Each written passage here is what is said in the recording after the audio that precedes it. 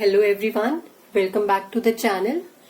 तो class 8th में हम लोग कर रहे हैं क्रॉप प्रोडक्शन। क्रॉप प्रोडक्शन में हम लोगों ने स्टार्ट कर दिया है basic practices of crop production, जिसमें हम ऑलरेडी 3 टॉपिक्स डिस्कस कर चुके हैं। नेक्स्ट हमारा जो टॉपिक है इसमें वो है हमारा इरिगेशन। तो आज हम करेंगे इसमें इरिगेशन। इरिगेशन होता है बेटा सिंचाई, जिसको कि कहते हैं सिंचाई, यानी कि अपनी क्रॉप्स को वाटर देना। अभी तक हमने क्या किया है, हमने अपने सीड्स सॉ कर दिए हैं। ठीक है, हमने अपने सीड्स अपनी सॉइल के अंदर डाल चुके हैं, यानी कि अब उन सीड्स को होना है जर्मिनेट। तो वही seeds they need water for their germination, they need water.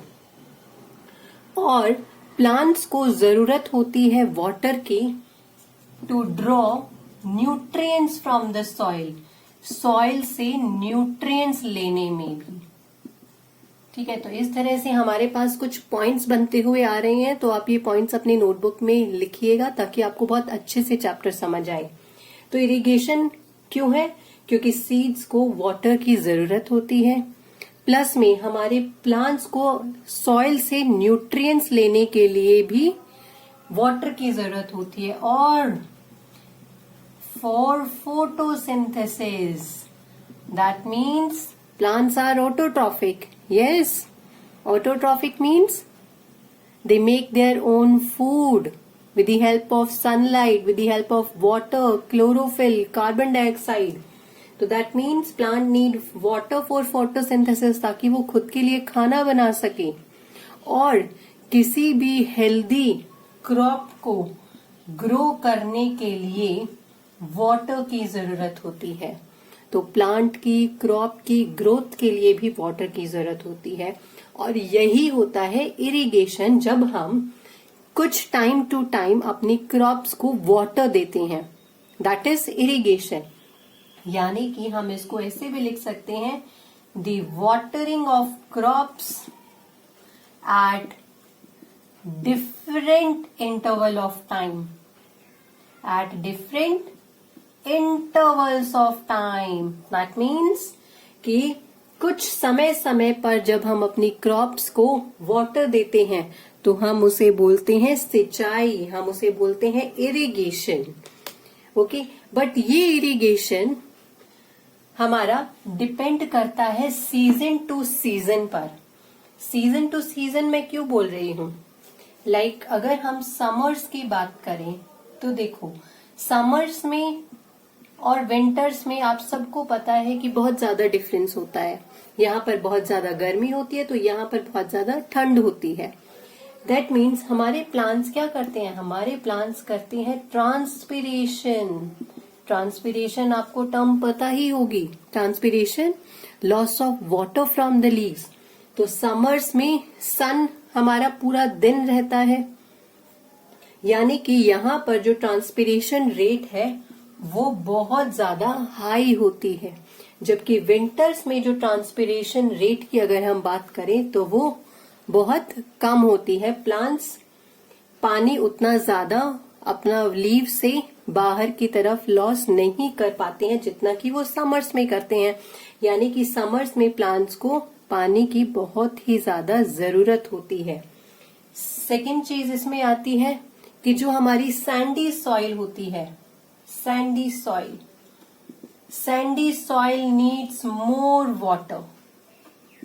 तो अगर आपने सैंडी सॉइल में अपनी क्रॉप्स को ग्रो किया है तो वहां पर पानी की जरूरत आपको ज्यादा पड़ने वाली है।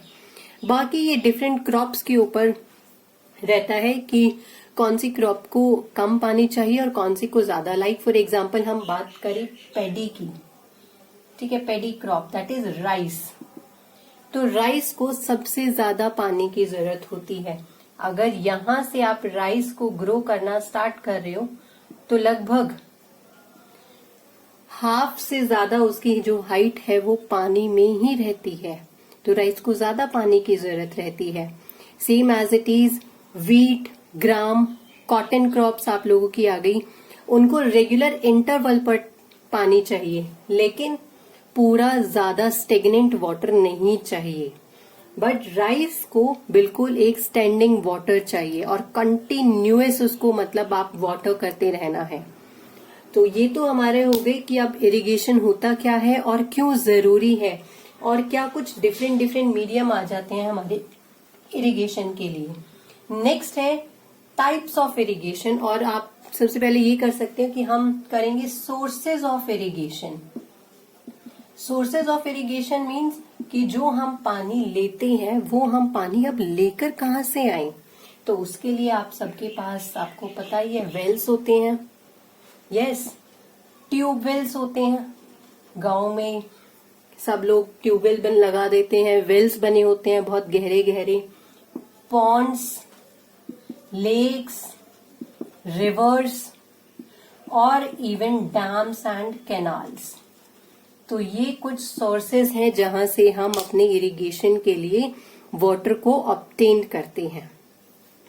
Now let's talk about the method of irrigation. Method of irrigation means कि हम कितने तरीके से इरिगेशन कर सकते हैं, और यही मेथड हमारे डिवाइड हो जाते हैं ट्रेडिशनल मेथड में, यानी कि पहले जब हमारे पास इलेक्ट्रिसिटी नहीं थी तो किस तरह से लोग अपने खेतों में, अपने जो जमीन में जब क्रॉप्स ग्रो करते थे तो वो कहाँ से पानी देते थे। तो वो हम सब ट्रेडिशनल मेथड्स में पढ़ेंगे। And then we have modern method of irrigation. Modern method यानी कि जिसमें हम इलेक्ट्रिसिटी के यूज से सारा काम करते हैं। तो अगर हम ट्रेडिशनल की बात करें तो ट्रेडिशनल में हमारे पास लेक्स आ जाते हैं, वेल्स आ जाते हैं जहां से हम अपना वाटर ऑब्टेन करते हैं, कैनाल्स आ जाते हैं। बट इन ट्रेडिशनल मेथड्स के अलावा भी हमारे पास बहुत सारे ऐसे मेथड्स हैं जिसमें कि हम अपनी पूरा जो जमीन है उसमें सिंचाई करते हैं। Like for example swinging basket method. Swinging basket method में एक्चुअली क्या होता है कि इस तरह से यहाँ पर 2 रस्सियां होती हैं और यहाँ पर एक बास्केट को बांध दिया जाता है और इधर भी 2 रस्सियां होती है।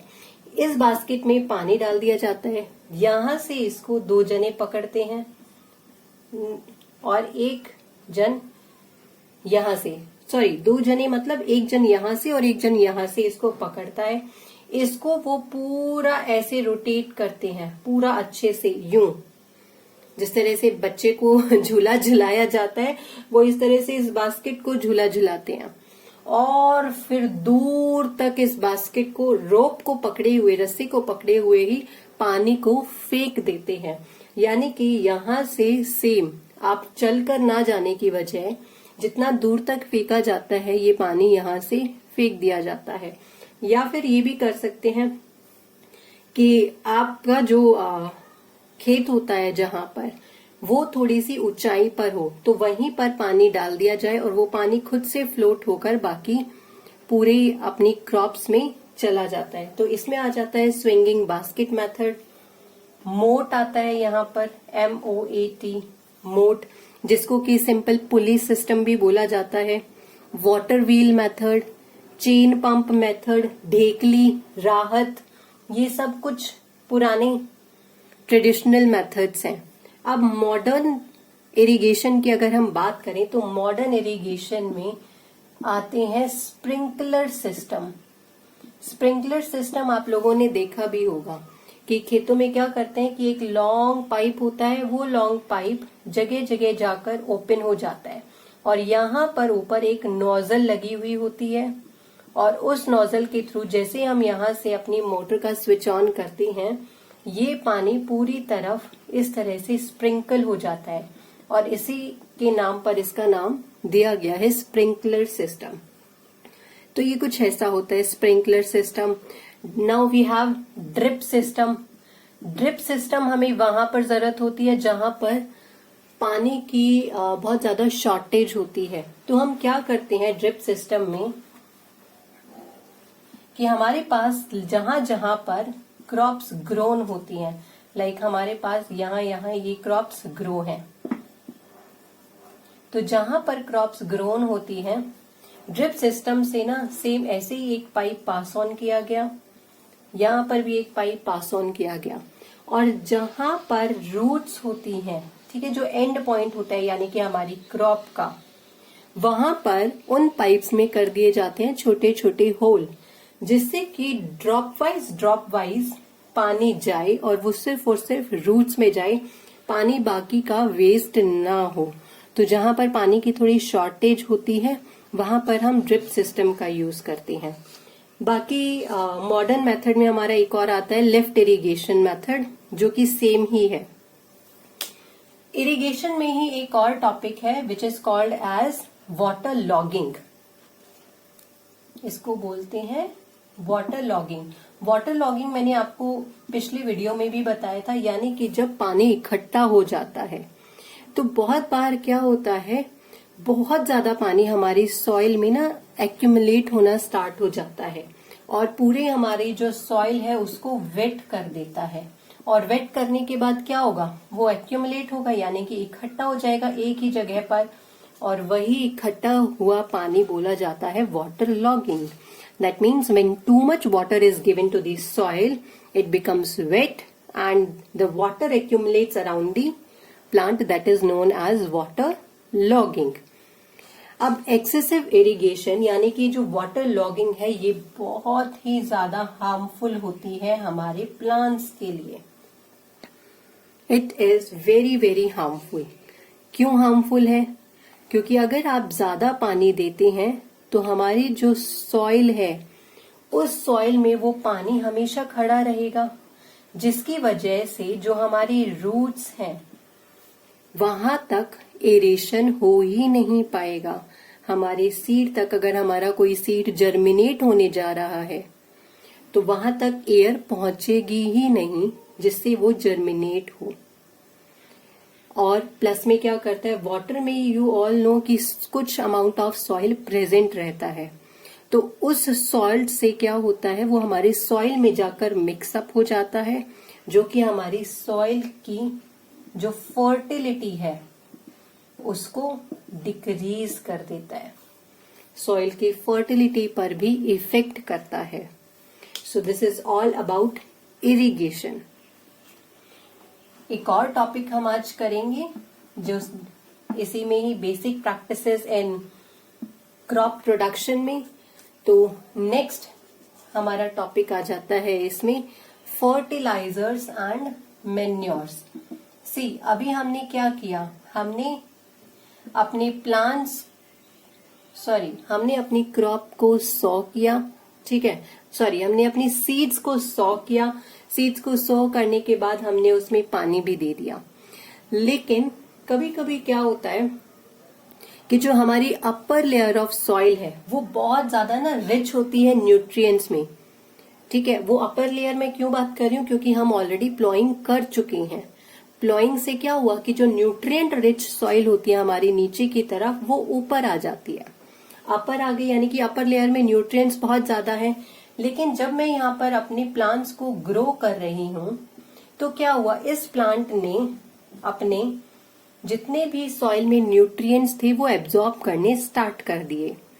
तो कुछ तो एक टाइम ऐसा आएगा ना कि इसके पास कोई भी न्यूट्रिएंट नहीं रहेगा एब्जॉर्ब करने के लिए, और जो प्लांट की ग्रोथ है वो एक तरीके से स्टेबल हो जाती है। हमें आज इतनी ज्यादा ग्रोथ नहीं दिख पाती है, या कभी कभी हमारी जो क्रॉप है वो डैमेज होनी स्टार्ट हो जाती है, तो हमें उससे भी अंदाजा आ जाता है कि भाई हमारे प्लांट्स को न्यूट्रिएंट प्रोवाइड नहीं हो रहा है। ऐसी कंडीशन में हम फर्टिलाइजर्स और मैन्योर्स का यूज करते हैं। हम इनको अलग से अपनी सॉइल में मिक्सअप करते हैं जहां पर हम अपनी क्रॉप को ग्रो करते हैं। अब सबसे पहले अगर हम फर्टिलाइजर्स की बात करें तो फर्टिलाइजर्स होते हैं मैन मेड। फर्टिलाइजर्स होते हैं man made. Man made means ये कंपनीज में बनाए जाते हैं, ठीक है, आर्टिफिशियली बनाए जाते हैं केमिकल्स के थ्रू। इनऑर्गेनिक कंपाउंड्स होते हैं जिनको आपस में मिक्स किया जाता है और ये न्यूट्रिएंट अपनी सॉइल में डाल दिया जाता है। बहुत सारे ऐसे फर्टिलाइजर्स हैं जो कि अवेलेबल होते हैं। प्लस में फर्टिलाइजर्स की खास बात ये होती है कि ये न्यूट्रिएंट स्पेसिफिक होते हैं। ठीक है, फर्टिलाइजर्स की क्या बात मेन है कि ये न्यूट्रिएंट स्पेसिफिक है। न्यूट्रिएंट स्पेसिफिक मीन्स लाइक अगर मैं एक फर्टिलाइजर की बात करूं which is called as di ammonium phosphate. Di ammonium phosphate, तो ये डाई अमोनियम फॉस्फेट क्या है? डाई अमोनियम फॉस्फेट में कुछ स्पेसिफिक न्यूट्रिएंट्स ही हैं जो ये हमारी सॉइल को प्रोवाइड करता है। That means die ammonium phosphate में नाइट्रोजन है और फॉस्फोरस है। Phosphate that means phosphorus. ठीक है, तो डाई अमोनियम फॉस्फेट सिर्फ और सिर्फ नाइट्रोजन और फॉस्फोरस प्रोवाइड करता है। एनपीके फर्टिलाइजर आपने सुना भी होगा। N is for nitrogen, P is for phosphorus और K is for potassium, NPK। तो ये क्या प्रोवाइड करता है? Nitrogen, phosphorus and K is potassium. तो हुआ ना ये बिल्कुल nutrient specific. Same as it is बहुत सारे हैं। यूरिया, यूरिया भी आप लोगों ने बहुत बार सुना होगा कि भाई यूरिया छिड़क दिया हमने अपनी प्लांट्स पर। तो यूरिया में सिर्फ और सिर्फ नाइट्रोजन होता है। ओनली नाइट्रोजन जब हम अपने प्लांट्स को देते हैं, क्योंकि बहुत बार क्या होता है, नाइट्रोजन कहाँ से आता है? नाइट्रोजन हमारी एयर में 78% अवेलेबल है। 78% समझ रहे हो, अबंडेंट। बट हमारे प्लांट्स डायरेक्टली नाइट्रोजन को एब्जॉर्ब नहीं कर पाते हैं। तो इसके लिए वो क्या करते हैं? इसके लिए जितने भी हमारे जो लेग्यूमिनस प्लांट्स होते हैं, लेग्यूमिनस प्लांट्स लाइक जो पी आ गया, बीन्स आ गया, सोया बीन्स, उनकी जो रूट्स होती हैं, उनकी रूट्स में रूट नोड्यूल्स प्रेजेंट होते हैं। वो आपको अलग से दिख जाते हैं। कुछ रूट नोड्यूल्स प्रेजेंट होते हैं। अगर पिक्चर मिली तो मैं आपको यहाँ पर दिखाऊंगी, आप देखना कि रूट नोड्यूल्स किस तरह से होते हैं। और इन्हीं रूट नोड्यूल्स पर शो होते हैं राइजोबियम बैक्टीरिया। एक बैक्टीरिया लगा हुआ होता है। वो बैक्टीरिया क्या करता है? वो एटमॉस्फेरिक नाइट्रोजन को एब्जॉर्ब करता है और उसको नाइट्रोजनस कंपाउंड्स में कन्वर्ट करता है, ताकि हमारे प्लांट्स उस नाइट्रोजनस कंपाउंड को इजीली एब्जॉर्ब कर सकें। बट ये किस में होता है? ये लेग्यूमिनस प्लांट्स में होता है। लेकिन हमारा जो वीट है, जो बार्ले है, ये तो लेग्यूमिनस प्लांट्स नहीं है। दैट मीन्स उनमें हमें अलग से नाइट्रोजन प्रोवाइड करना होता है। Is it clear? तो इसीलिए हम आर्टिफिशियल जो फर्टिलाइजर्स हैं, हम उनका यूज करते हैं। फर्टिलाइजर्स की अगर हम बात करें तो फर्टिलाइजर सबसे पहले तो न्यूट्रिएंट स्पेसिफिक है। इसको स्टोर करना और हैंडल करना बहुत ज्यादा इजी है। फर्टिलाइजेशन को स्टोर करना और हैंडल करना बहुत ज्यादा इजी है। फर्टिलाइजर्स इस तरह की कुछ एक ऐसे सैशे में आता है। उस सैशे को बस क्या करते हैं कि वाटर के अंदर मिक्स कर देते हैं और अपने प्लांट्स के रूट्स में या प्लांट्स के ऊपर जस्ट स्प्रेड आउट कर देते हैं। स्प्रेड आउट करने के लिए भी नॉर्मल ब्रॉडकास्टिंग मेथड है, दैट इज मैनुअली। आप अपने हाथों से कर सकते हैं एक छोटा बहुत स्प्रे लेकर, या फिर जो इरिगेशन चैनल अभी हमने देखा, इरिगेशन लाइक स्प्रिंकलर सिस्टम है, तो स्प्रिंकलर सिस्टम में जहां से पानी जा रहा है, हम उसी पानी में फर्टिलाइजर्स को मिक्स कर देते हैं, जिससे कि हमारा क्रॉप टू क्रॉप सारे फर्टिलाइजर्स चले जाएं। अब बात करते हैं मेन्योर्स की। मेन्योर्स क्या होते हैं? तो मेन्योर्स होते हैं इनऑर्गेनिक और organic substance which is obtained by decomposition. That means ये कंपनीज में नहीं बनाए जाते हैं, इनको डीकम्पोज किया जाता है। और डीकम्पोज किसको किया जाता है? डीकम्पोज किया जाता है आपके ह्यूमन वेस्ट को, किचन वेस्ट को, आपकी कैटल्स के वेस्ट को, यानी कि जो काउ डंग मिलता है उन सब को। किचन वेस्ट में आपका क्या कुछ आएगा? आपकी वेजीज आ जाएंगी, आपके फ्रूट्स के जो पील्स होते हैं, पील ऑफ करते हो ना आप फ्रूट्स को, तो उसके जो छिलके आते हैं आप वो सब को बिल्कुल अच्छे से डिकम्पोज करके अपने क्रॉप्स में जाकर मिक्स कर दो, वो मेन्योर हो जाता है। मेन्योर में सारे के सारे न्यूट्रिएंट्स होते हैं और मेन्योर में लो कंसंट्रेशन प्रोवाइड होती है न्यूट्रिएंट्स की, ये बिल्कुल भी कंसंट्रेटेड नहीं होता है।